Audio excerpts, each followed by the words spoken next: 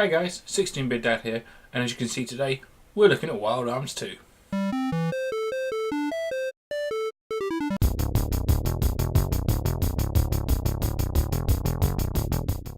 So Wild Arms 2 is the sequel to the incredibly underrated Wild Arms, which I actually did in my last RPG Retrospective, and I will put it in the cards for you to go and check out, which should be on this side somewhere around here.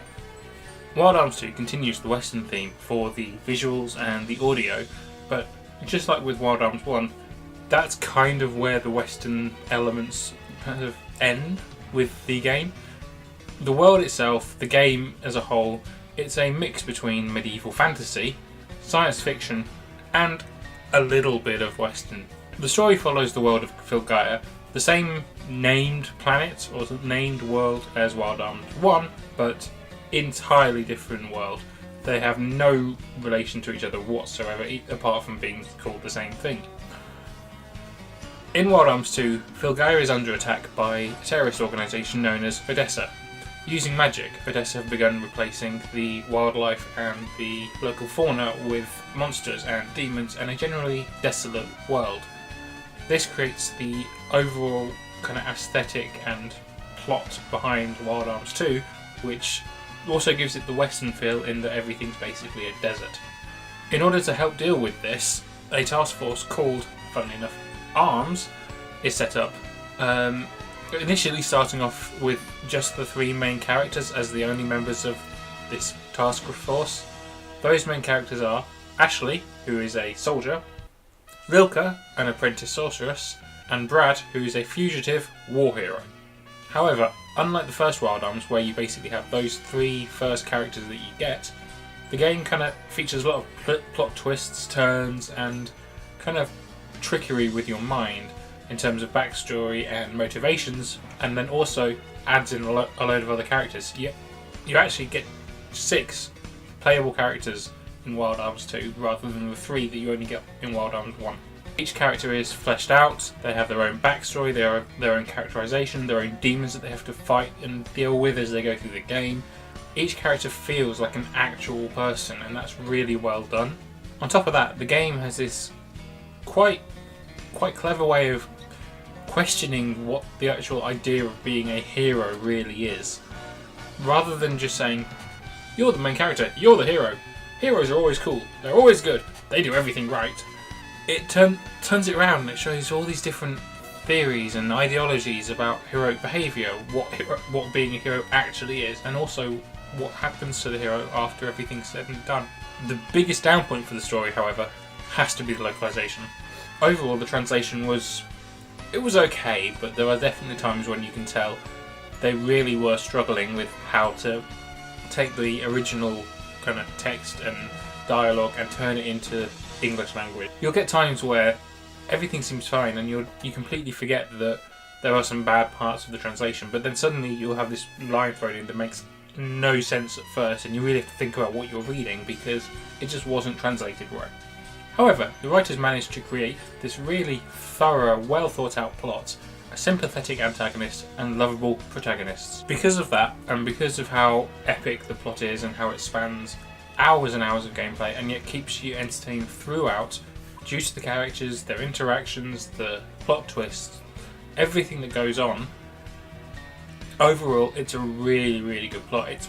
It's brilliant, it's easily one of the best parts of the game, and definitely one of the better plots in early-ish PS1 RPGs. In terms of gameplay, Wild Arms 2 is very similar to Wild Arms 1. You've got your turn-based RPG battle system, you've got your overworld, you've got your locations where you run around, you've got puzzles to solve using tools, just like you did in the first game. They kept it all in because it worked. All they've done is actually improve on it. One of the biggest changes that they made, however, comes from the fact that it doesn't feature MP. There is no MP in Wild Arms 2. Instead, as you start a battle, you have your focus points, or FP. These kind of start off at the level that your character is at the time. So obviously the higher level, the more FP you start with.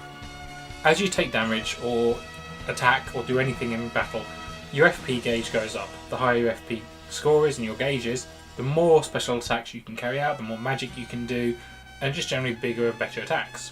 An interesting point to this system is that a lot of special attacks don't actually take up any FP. You can just spam them as much as you want once you've opened them. So a really good tactic on a lot of bosses is to basically just throw all your normal attacks at them to get your FP up, and then once you've got it up, just start throwing out special attack after special attack after special attack. It makes you feel like you're a strong character. It gives you this sense of, I guess, being a hero in a sense. However, a lot of the more powerful kind of end game level attacks will cost FP. So with these, you kind of have to fit them in, and you can't spam them. You can spam your other attacks and then hit them with a powerful attack, spam your other ones, hit the most powerful attack, and just create this nice little rhythm within the game.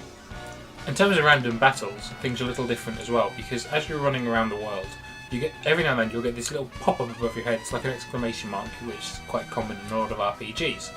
When this happens, you get the chance to press circle on the controller. If you press circle, you'll actually cancel the battle.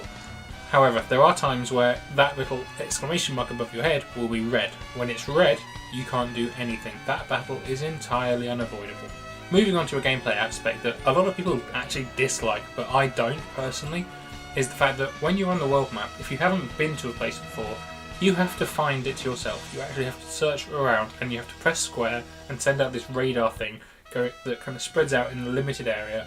And when that radar thing is within a certain vicinity of this town or cave or whatever it is that you're looking for, that will then pop up on your world map. A lot of people don't like this because it takes time. It means that you actually have to search for everything. But I like it because I think it adds to the immersion. Because these characters have never been to most of the world. They've kind of been in their own little secular areas. So they don't know where they're going. They don't know what they're doing. They don't have a map to follow. Can you imagine if you were walking from London to Edinburgh?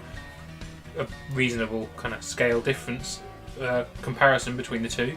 If you were walking from London to Edinburgh, trying to find Edinburgh, and you have no idea where it is, you have no map, nothing, you would be searching for it. Of course, you'd see the building in the distance, but on a world map, obviously, you're massive, the world is small, you're not to scale, so for all you know, that distance where your radar has to hit could be the amount of distance you'd actually have to be away from Edinburgh to even see it. The game also made a big change from Wild Arms 1. In Wild Arms 1, when you're running around the map, not the world map, the normal map, everything is 2D. In fact, actually, the world map was 2D too. So when you're running around, everything is 2D. You, the world, absolutely everything. Wild Arms 2 is very different. It follows more of the Grandia style design of levels and world. Your characters are 2D, and the world itself is 3D, and you can actually spin the camera around 360 degrees as well. What this means is that when it comes to level design, they've been able to create all these different paths and little nooks and crannies that, unless you spin the camera around, you're never going to see.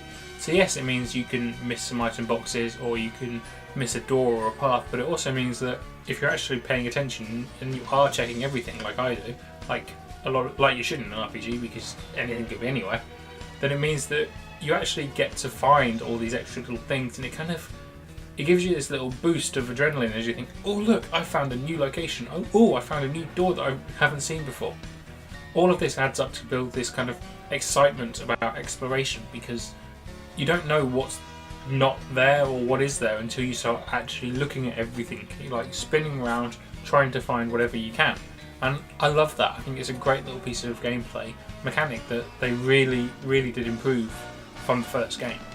Musically, and I'm probably going to butcher her name here, but Michiko Naruke returns as the composer for Wild Arms 2 as she was in Wild Arms 1, bringing with her the signature sound quality that we've kind of come to expect from her after the first game.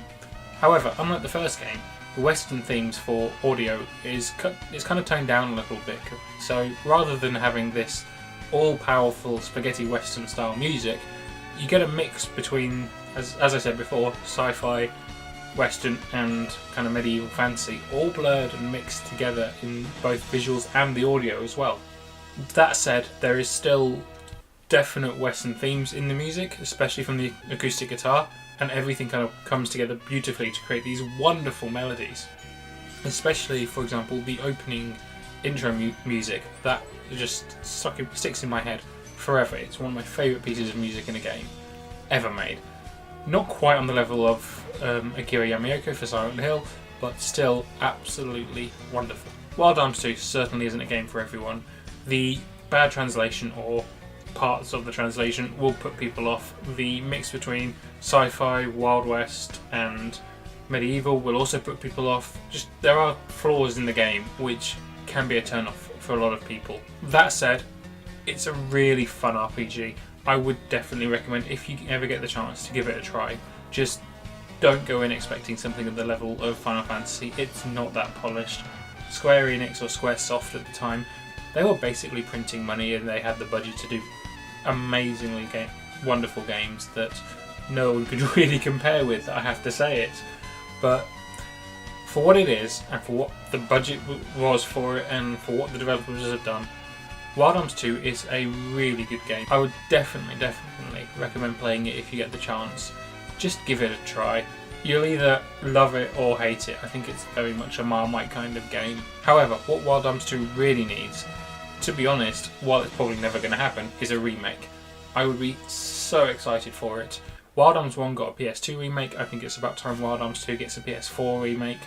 And by doing that, they could fix some of the flaws. They could fix the bad translation. They could do it on a much better localization team and really make it so that everyone can enjoy the game. And I think that would be phenomenal. It's probably never going to happen though, so at the very least, you really should go and try and play Wild Arms 2 because it is such a great game. It's not wonderful, it's not a 10 out of 10, it's not. I mean, if I had to give it a score, I'd probably give it a 7, but it's still so much fun to play, and I would definitely suggest that you add it into your collection or at least into your gaming memories. And that was Wild Arms 2. I hope you enjoyed this RPG retrospective look at this really quite great game. If you did, a like, share and subscribe would be really appreciated. It would really help. Thanks for watching. Have a great day.